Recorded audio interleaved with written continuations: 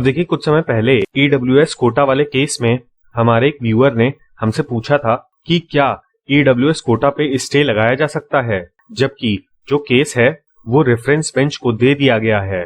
उम्मीद करता हूं कि इस केस को पढ़ने के बाद आपको काफी कुछ चीजें समझ में आ जाएंगी।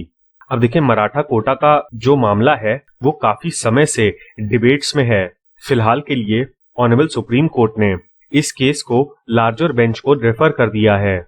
केस का नाम है doctor Jayashree Lakshman Rao Patil versus the chief minister. ये एक सिविल अपील है from the order of the high court. यहाँ पर ऑनरेबल सुप्रीम कोर्ट की 3 जजेस की बेंच ने कॉन्स्टिट्यूशन 102 अमेंडमेंट एक्ट में इंटरप्रिटेशन का सब्सटैंशियल क्वेश्चन ऑफ लॉ होने की वजह से इस केस को रेफर कर दिया है। और फिलहाल के लिए जो महाराष्ट्र स्टेट रिजर्वेशन एक्ट था 2018 का, उसके ऊपर स्टे लगा दिया है। अब देखिए, 2018 में महाराष्ट्र सरकार एक स्टैट्यूट लेकर आई जिसके अंतर्गत 16% रिजर्वेशन दिया गया था एजुकेशनल इंस्टीट्यूशंस में और डायरेक्ट रिक्रूटमेंट अपॉइंटमेंट्स में to the Marathas, declaring them as socially and educationally backward class. यहाँ पर पेटिशनर का ये कहना था कि जब कॉन्स्टिट्यूशन 102 अमेंडमेंट एक्ट में socially and educationally backward classes को रिजर्वेशन प्रोवाइड कराने की बात की गई है after the report from national commission of backward classes, और ये रिपोर्ट प्रेसिडेंट के पास जाएगी, तभी प्रेसिडेंट इन कंसल्टेशन में दी गवर्नर ऑफ अ स्टेट किसी क्लास ऑफ सिटीजन्स को socially and educationally backward class declare कर सकते हैं। तो स्टेट गवर्नमेंट उनको 16% रिजर्वेशन अलग से कैसे दे सकती है।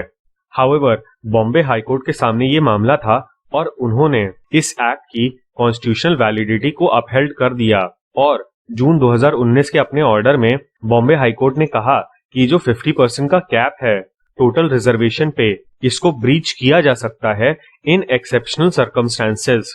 तो अब सुप्रीम कोर्ट के पास ये भी एक क्वेश्चन था कि क्या ये एक्ट एक्सेप्शनल सर्कमस्टेंसेस की वजह से लाया गया है, और एक्सेप्शनल सर्कमस्टेंसेस होते क्या हैं। ऑनरेबल बॉम्बे हाईकोर्ट ने ये कहा था कि जो कॉन्स्टिट्यूशन 102 अमेंडमेंट एक्ट है ये स्टेट लेजिस्लेचर की पावर्स को या फिर उसकी कॉम्पिटेंस को कम नहीं करता, जिसके तहत स्टेट गवर्नमेंट के पास पावर है to provide reservation to socially and educationally backward classes. Writ petition में ये भी कहा गया था कि 102 अमेंडमेंट के आने के बाद से स्टेट गवर्नमेंट की पावर्स को लिमिटेड कर दिया गया है, लेकिन ऑनरेबल हाई कोर्ट ने इस कंटेंशन को नहीं माना और कहा कि इसके ऊपर कोई भी अथॉरिटेटिव प्रोनाउंसमेंट नहीं है ऑनरेबल सुप्रीम कोर्ट का।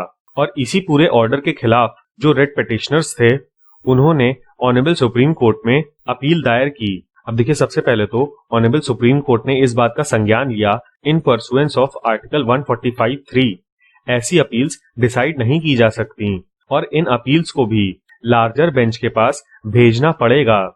अब देखिए, मैंने कई सारी वीडियोस में आपको बताया है कि लेजिस्लेचर को सबसे ऊपर माना जाता है। इसी के समानांतर एक और डॉक्ट्राइन है, डॉक्ट्राइन ऑफ जुडिशियल रिस्ट्रेंट। इसी को यहाँ पर ऑनरेबल सुप्रीम कोर्ट ने एक्सप्लेन किया है और कहा है कि यदि कोई भी लॉ पास होता है तो हमेशा ये प्रिज्यूम किया जाता है कि वो कॉन्स्टिट्यूशनली वैलिड होगा अनलेस उस एक्ट के प्रोविजंस मैनिफेस्टली अनजस्ट या फिर ग्लेयरिंगली अनकॉन्स्टिट्यूशनल ना हो। मतलब कि पहली नजर में ही एक्ट के प्रोविजंस को देखकर लग रहा हो कि ये एक्ट अनकॉन्स्टिट्यूशनल है, तब तक कोर्ट्स को जुडिशियल रिस्ट्रेंट रखना होगा before staying the applicability of that act. कुल मिलाके यही मतलब है कि ऐसे केसेस में स्टे तभी प्रोवाइड कराया जा सकता है जबकि सामने सामने पता चल रहा हो कि जो लेजिस्लेशन है वो बिल्कुल ही अनकॉन्स्टिट्यूशनल है। अब इंदिरा स्वाइनी वर्सेस यूनियन ऑफ इंडिया वाले केस में जो 50% का कैप लगाया गया है ऑन रिजर्वेशन, उसके आर्गुमेंट्स पे ऑनरेबल सुप्रीम कोर्ट ने कहा कि इस केस में स्टेट ऑफ महाराष्ट्र ने कोई भी एक्स्ट्रा ऑर्डिनरी सिचुएशंस शो नहीं की हैं कि क्यों उन्होंने मराठास को रिजर्वेशन देते समय 50% का क्राइटेरिया ब्रीच किया।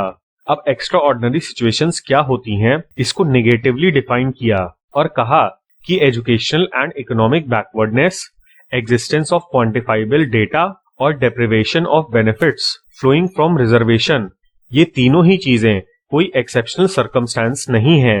बल्कि नॉर्मल सर्कमस्टांसेस में जो रिजर्वेशन प्रोवाइड कराया जाता है वो इन्हीं सब चीजों पे प्रोवाइड कराया जाता है।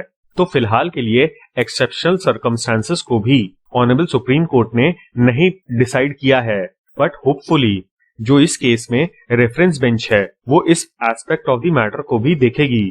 अब इंटरिम रिलीफ देने से पहले यानी कि एक्ट पे स्टे लगाने से पहले ऑनरेबल सुप्रीम कोर्ट ने कहा कि यदि इस एक्ट का इम्प्लीमेंटेशन होता है तो it would cause irreparable loss to the candidates of open category, क्योंकि यदि एक बार किसी को एडमिशन दे दिया गया या फिर किसी का अपॉइंटमेंट कर दिया गया with in the purview of Marathas state reservation act, तो ऐसे एडमिशंस या फिर अपॉइंटमेंट्स को कैंसिल करना काफी ज्यादा मुश्किल होगा। और इसीलिए जब तक ये अपील पेंडिंग है तब तक स्टेट मराठास रिजर्वेशन एक्ट को इम्प्लीमेंट नहीं किया जा सकता।